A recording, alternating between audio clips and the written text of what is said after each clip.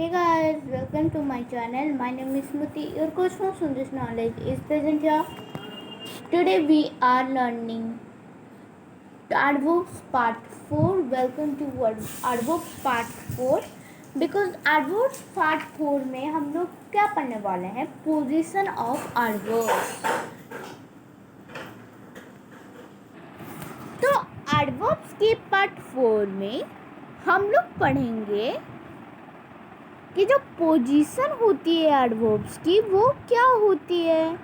What is the position of adverbs. ये बहुत easy सा कंसेप्ट है, उसको समझते हैं एक ही चुटकी में. तो देखिए आप लोग, यदि मैं एक एग्जांपल दूँ, पर इज माई यस, यदि मैं एक आप लोगों को एग्जांपल दूँ, बीरा वॉक्स ग्रेसफुली. तो यहाँ पर क्या है, ये हमारा क्या है, एडवर्ब है. यस और no, this is the adverb, right. ये यदि एडवर्ब है तो वर्ब कौन सा है, ये 1 मिनट. तो वर्ब क्या है, ये है वर्ब. तो इसको डिस्क्राइब कर रहा है हमारा ये वर्ड ग्रेसफुली. तो when the verb is intransitive, जब ये verb intransitive verb होता है तब the adverb is placed right after the verb in the first sentence. आया समझ में? Very nice. This is the first position. The second is when the verb is transitive, the adverb is placed after the object as in the second sentence that I will write here. तो यहाँ पर आप लोग देख सकते हो कि ये जो confidently है वो हमारा क्या है, एडवर्ब है, राइट. ये हमारा क्या है, ये हमारा ट्रांजिटिव वर्ब है. तो जब वर्ब ट्रांजिटिव होगा तो एडवर्ब जो होगा वो ऑब्जेक्ट के बाद आएगा. तो यहाँ पर द पॉइंट क्या है, ऑब्जेक्ट है.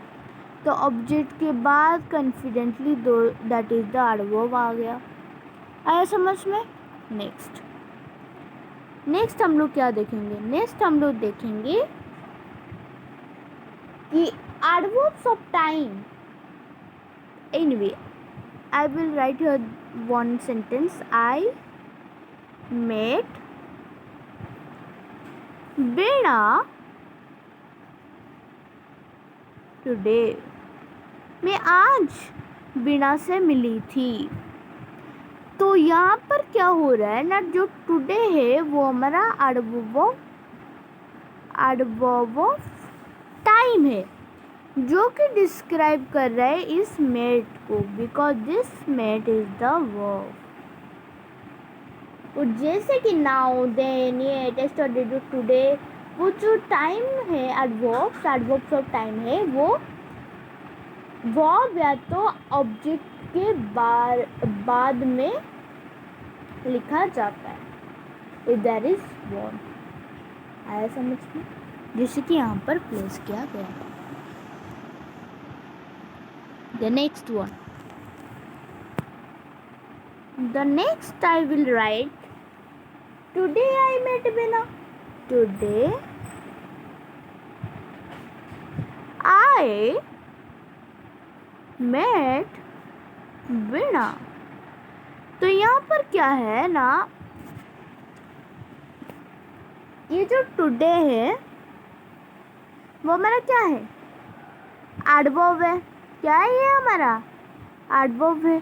और ये जो मेट वर्ब है ये वर्ब है. ये सुनो, तो ये जो वर्ब आ गया हमारा यहाँ पे उसको डिस्क्राइब कर रहा है ये टुडे एडवर्ब. तो यहाँ पर इस पहले से इसका अंतर क्या है ना, फॉर एम्फोसिस, यदि एम्फोसिस दिखाना हो तो एडवर्ब्स ऑफ टाइम सेंटेंस के बिगिनिंग में होते हैं, लेकिन लास्ट में क्या था, जो प्रीवियस वाला था यदि now then eat study today वो वर्ब और ऑब्जेक्ट के बाद प्लेस किए जाएंगे। जैसे कि नॉर्मल तो ऐसे होता है, यदि एम्फोसिस दिखाना हो तो सबसे आगे लगेंगे। आया समझ में सबको? The next we will see, the next is yes, the children screamed joyfully। तो ये जो joyfully है, ये क्या है? ये हमारा adverb है। ये डिस्क्राइब कर रहा है इसको because this is a verb। आया समझ में? तो यहाँ पर adverb of manner by place are also placed after the verb। यदि वो intransitive होगा after the object के बाद, यदि verb transitive होगा तो adverb of manner used after the verb। You can see here carefully। The next, if I will write here, देखिए ये जो sentences is always talking to her friends in class। वो सारा दिन क्लास में always अपने दोस्तों के साथ बातें करती हैं। तो यदि एक ऑक्सिलरी वर्ब एक मेन वर्ब के साथ यूज होगा तो जो एडवर्ब होगा वो ऑक्सिलरी और मेन वर्ब की बीच में आएगा। ये हमारा क्या? ऑक्सिलरी वर्ब, और ये है हमारा क्या? ये क्या है हमारा? Main verb. तो आया समझ में? द नेक्स्ट देखिए यहाँ पर, he never comes late to class। वो कभी भी क्लास को लेट नहीं आता। तो ये जो है क्या दे रहा आपको? ये नहीं दिखा तो दे रहा। ये जो नेवर है वो क्या है हमारा? वो है एडवर्ब। यहाँ पर यदि एक सेंटेंस में केवल और केवल मेन वर्ब होगा तो एडवर्ब जो प्लेस होगा वो सब्जेक्ट और वर्ब के बीच में होगा। ये जो ही है ये क्या है? सब्जेक्ट है, और ये जो कम्स है वो क्या है? वर्ब है। आया समझ में सबको? Very nice. The next word, the next is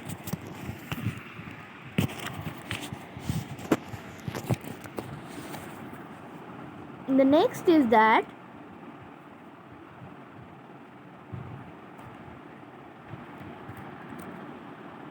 तब लोग देखिए यहाँ, we frequently have to take the school bus on rainy days। हम लोगों को रेनी डेज में फ्रिक्वेंटली लेना पड़ता है स्कूल बस। तो यहाँ पर जो फ्रिक्वेंटली है, मैं वाइट लूँ तो अच्छा है, ब्लैक में दिखाई नहीं दे रहा,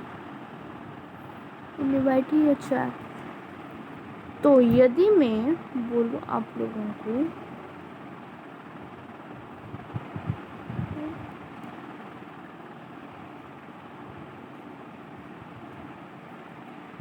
तो ये जो फ्रीक्वेंटली है वो हमारा क्या है? वो हमारा एडवर्ब है। The adverb is placed before the verbs have to और यूज टू। यदि यूज टू या तो हैव टू लगा हुआ है तो एडवर्ब उसके प्रीवियस में लगेगा, बिफोर लगेगा, because this is the have to present here.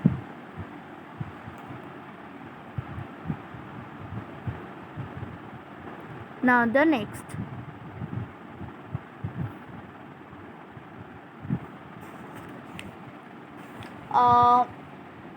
the next sentence is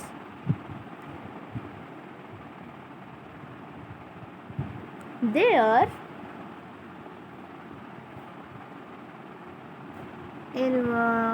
और एक सेंटेंस लेते हैं, the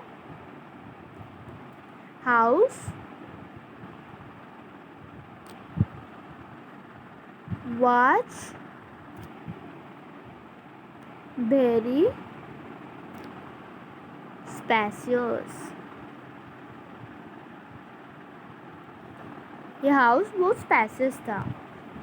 तो यहाँ पर ये जो वेरी है, can you see this very?